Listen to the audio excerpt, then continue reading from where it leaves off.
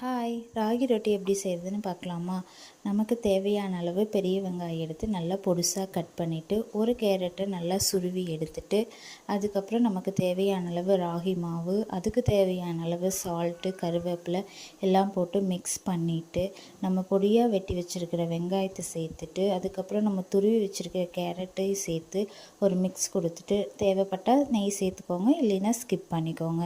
தேவையான அளவு தண்ணி ஊற்றி நல்ல சப்பாத்தி மாவு பதத்துக்கு பிசைஞ்சு தோசைக்கல்லில் லைட்டாக ஆயில் விட்டுட்டு நம்ம பிசைஞ்சு வச்ச ராகி மாவை போட்டு நல்லா வேக வச்சு எடுத்தால் நல்ல சூடான சுவையான ராகி ரொட்டி தயார். நீங்கள் பேச்சுலராக இருந்தாலும் இதை ட்ரை பண்ணி பாருங்கள். ஹாய், ராகி ரொட்டி எப்படி செய்கிறதுன்னு பார்க்கலாமா?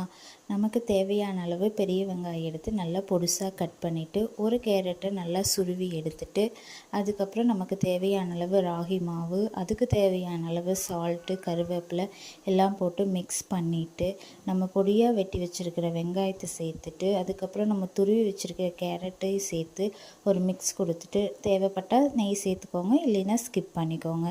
தேவையான அளவு தண்ணி ஊற்றி நல்ல சப்பாத்தி மாவு பதத்துக்கு பிசைஞ்சு தோசைக்கல்லில் லைட்டாக ஆயில் விட்டுட்டு நம்ம பிசைஞ்சு வச்ச ராகி மாவை போட்டு நல்லா வேக வச்சு எடுத்தால் நல்ல சூடான சுவையான ராகி ரொட்டி தயார். நீங்கள் பேச்சுலராக இருந்தாலும் இதை ட்ரை பண்ணி பாருங்கள்.